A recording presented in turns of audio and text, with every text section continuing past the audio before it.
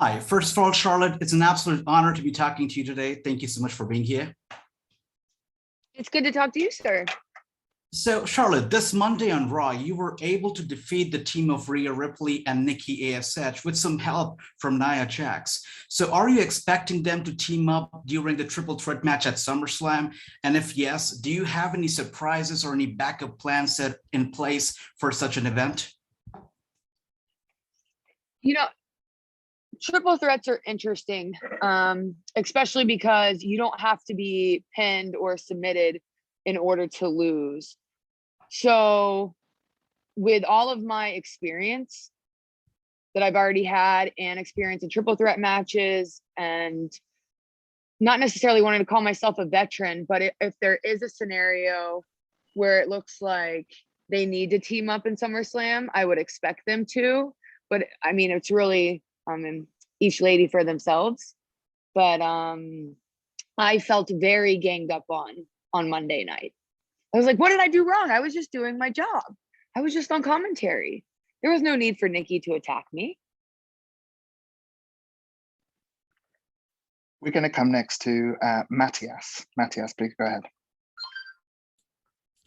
Hi, Charlotte. Thank you for your time. This is Matthias Rebolledo from La Razón in Spain. I want to talk about the audience because we had the audience back for a few weeks now, and we've seen you quote a lot of promos in front of the audience. And how does it change you? Does it change the way that you approach to promos, the presence of the audience in the arena? It doesn't change the approach. It's waiting for it's feeling the energy. I can't explain it. I really enjoyed working on promos in the Thunderdome because it's just repetition, but feeling the live audience react to what you're saying, you never know what to expect. And it's not only, knowing what you're going to say, feeling what you're going to say, but also listening to how they're reacting and being able to ad lib off of them and wanting them to react. It's been incredible having them back, or the audience. Let's come next to Giuseppe in Italy.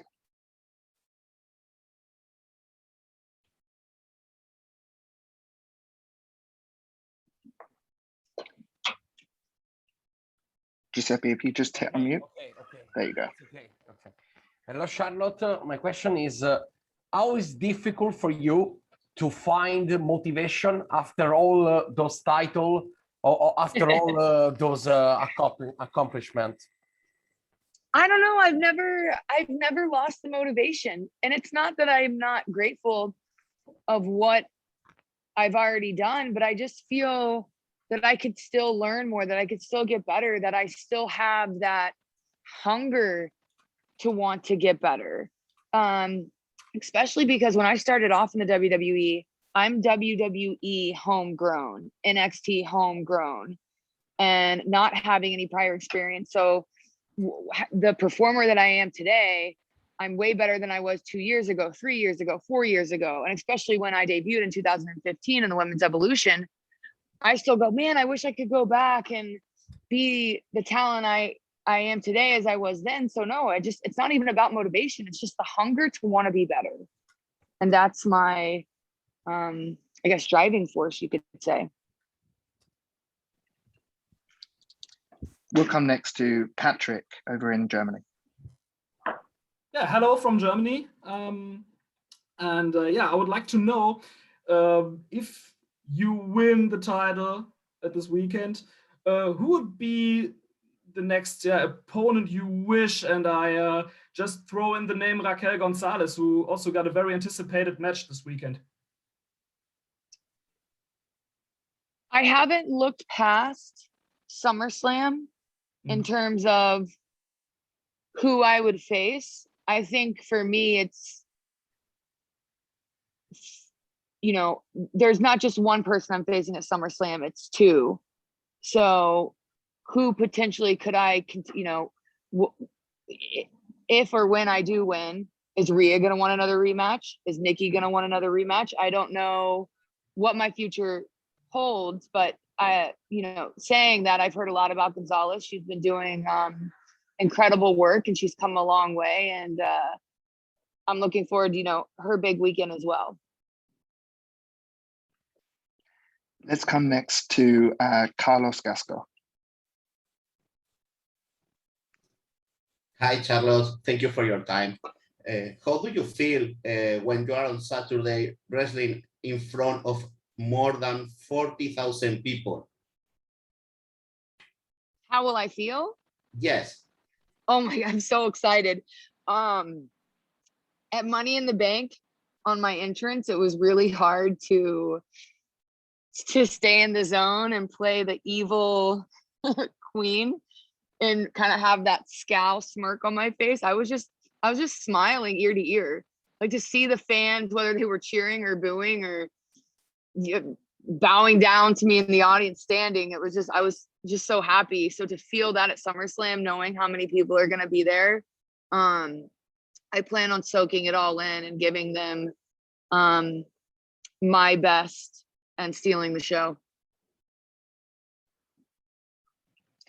Let's come next to Mitch over in the UK. Hi, Charlotte. Thank you for your time today. I wanted to ask you about your two opponents this weekend at SummerSlam and how you feel they've progressed in the last 6 months. Rhea's obviously made her home on Raw on the main roster in the last 6 months, and Nikki, as well, as almost a superhero, has gone from not really being on cards to being in title matches on pay-per-view. How do you feel they've progressed? So I'll start with Rhea. I could not be more proud of her. She has really come into her own. She's owned it. And at Money in the Bank, I believe that was the first time, well, it was the first time that her and I against each other were able to show the world what we were capable of with having an audience, because we have faced each other multiple times, but without an audience. And seeing her growth, seeing her take the ball and run with it, seeing her being thrown in high pressure situations, WrestleMania with me, WrestleMania with Asuka. We have been working live events against each other. And when I look across that ring, I go, she really is going to be the future of this division. And I'm extremely proud of her. Set aside our storyline, set aside my character. She's really come a long way. Nikki, you really just have to give her the proper credit for taking the character that she was and completely just going for it, evolving, changing, saying, this is what I was, this is what I'm going to become. And when we had those beat the clock moments against me and against Rhea going into Money in the Bank for Rhea and I, leading up to our story, you could just tell the crowd was 100% behind her. And she took that moment and ran with it. And here she is now, the Raw Women's Champion. But even though I say these nice things about both of these ladies, I'm still walking out the 12-time Women's Champion at SummerSlam.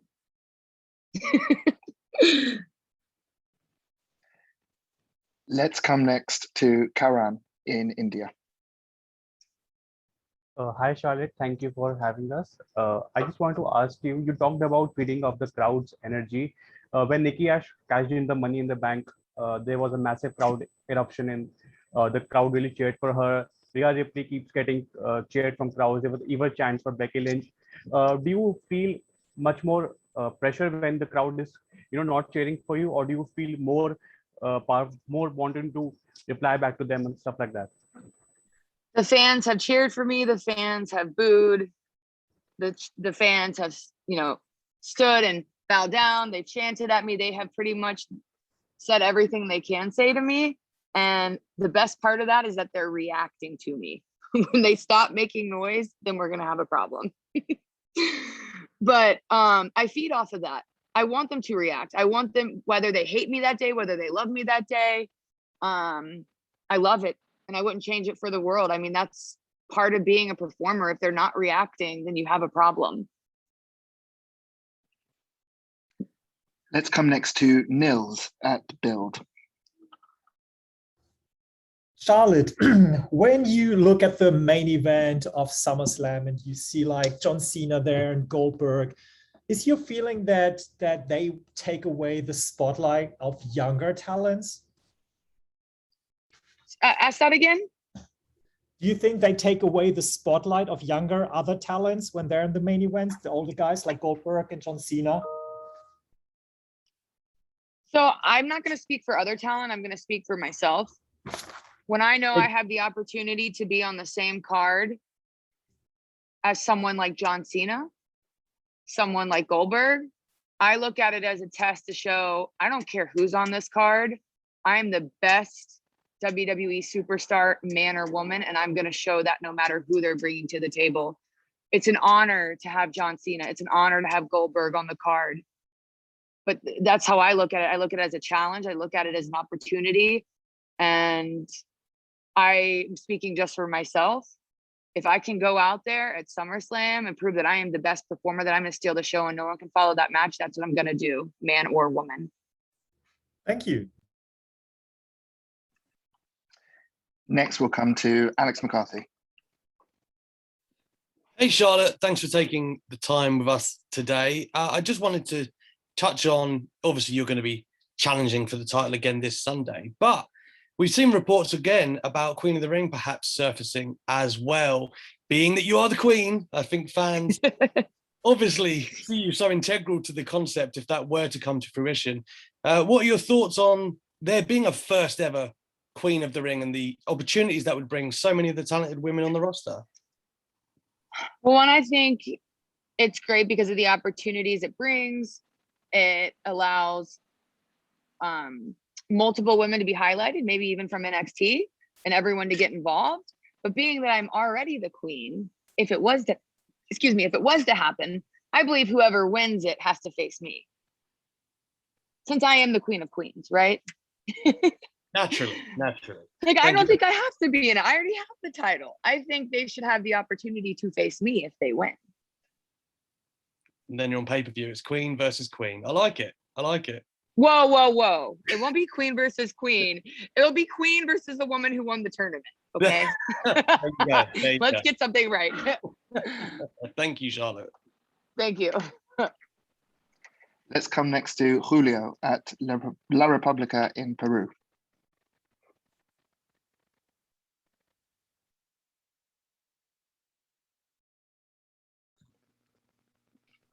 Okay, Julio, there we go. Please go ahead. So, Charlotte, after your win in Money in the Bank, well, you are an 11 times women's champion, 2 times NXT. And after those accomplishments and great matches, here in Latin America, it revived the debate over whether Charlotte is the greatest of all time, with many specialized websites putting you in the top of the list. So how does that make you feel? Or is that something you have on your mind maybe every time you perform? Thank you. No pressure. It's not necessarily something that I think that I'm thinking about consciously when I'm walking out of Gorilla onto the stage, but it is something that I go, that's what I want to be. That's what I want to be remembered as. That's what I want to be, or how I want to be referenced to or looked at. So I do put that pressure on myself when I am performing, but I do know that it's part of what drives me, that I want to be that good. Okay, thank you. We'll come next to Elva at Columna Serra in Spain. Hi, Charlotte. I want to ask you about the woman. I want to ask you about the women's division. How has it changed since you started? How has it changed?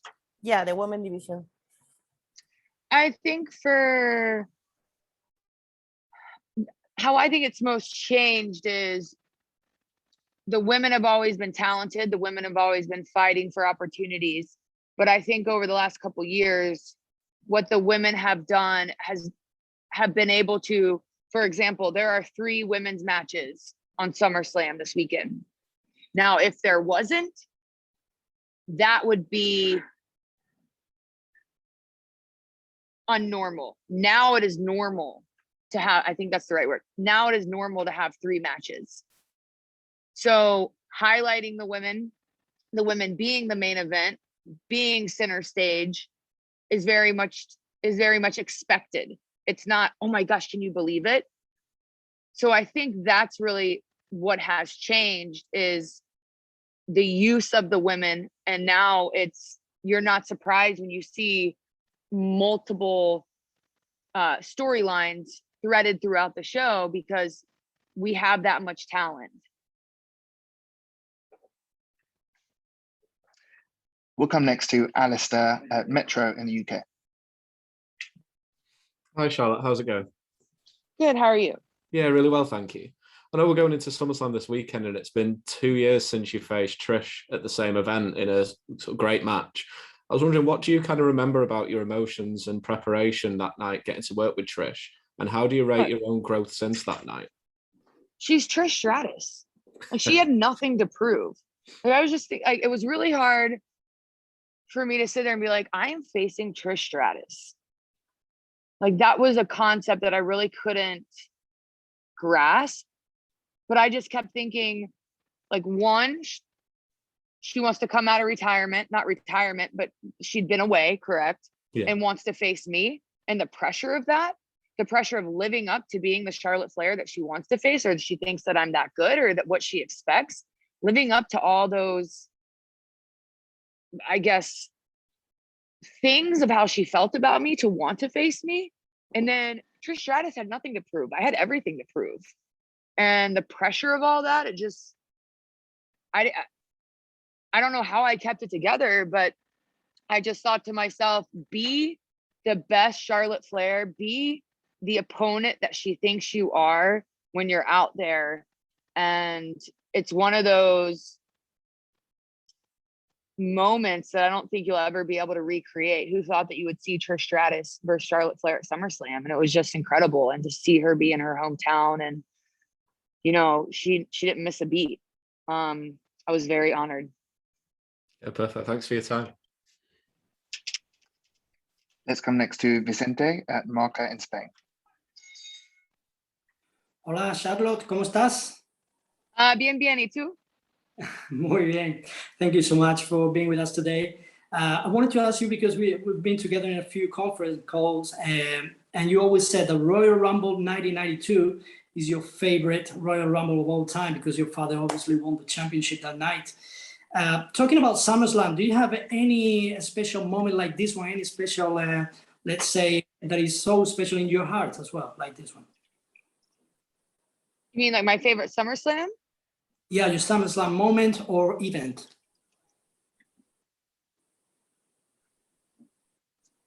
Well, I guess it'd have to be facing Trish Stratus. I was facing a legend, and we weren't in the title picture. It was just a story talking about 2 women who, from different eras, one night only, SummerSlam, going against each other. I mean, that's definitely the highlight of my SummerSlam, even in the past. Thank you. Let's come to Matt Connell in the UK. Hey, Charlotte, thank you very much for your time.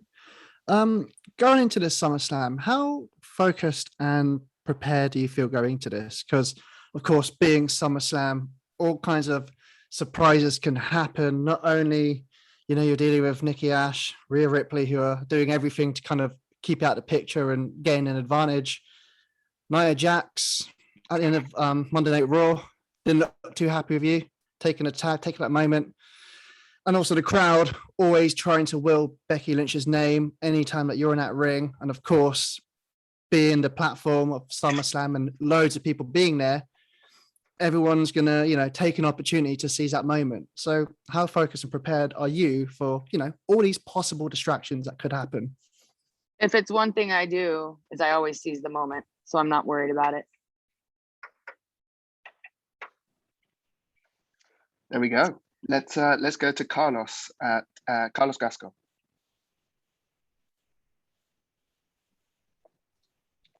Hi, Charlotte again. My question is, how do you, what do you think about the character of Nikki Cross, Nikki Ash now?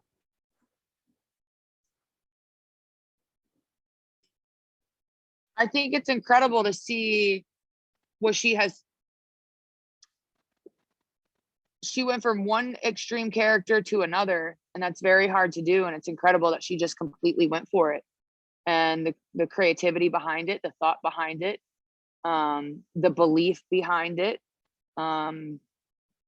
It's very inspiring to see someone just go for it and believe in what they, what she stands for.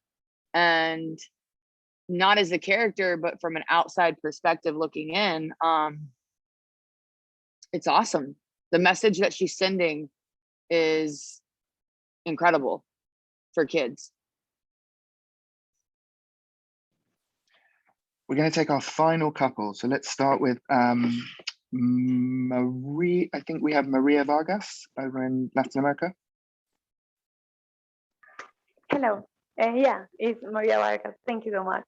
Charlotte, what would you describe this year, 2021, in Money in the Bank and now in SummerSlam for you? How will I describe it? Yeah, how I describe it is... Yeah, it's the year of the opportunity.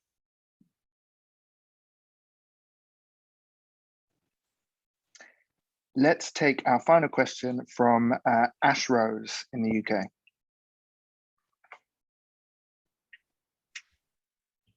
Oh, no pressure as usual, Joel. Hi, Charlotte. I wanted to ask you about your SummerSlam record, actually. You're 4-0. You've become Miss SummerSlam. Is that a moniker you take seriously? Are you creating a legacy at this event? Ask me that again. I'm sorry. I was wanted to talk about your SummerSlam record. You are unbeaten at SummerSlam. It's like you're becoming Miss SummerSlam. How do you take that? And is it a record you're proud of? Being undefeated at SummerSlam? Yeah, that's it. Yeah.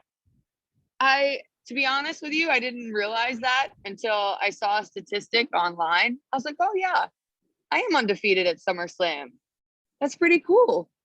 So of course I'm gonna go in saying I'm undefeated at SummerSlam, that Rhea and Nikki have to beat me to end that streak. But it also is just a reminder of all the opportunities and big matches that I've been able to be a part of, and just how special SummerSlam is. It almost feels like a WrestleMania.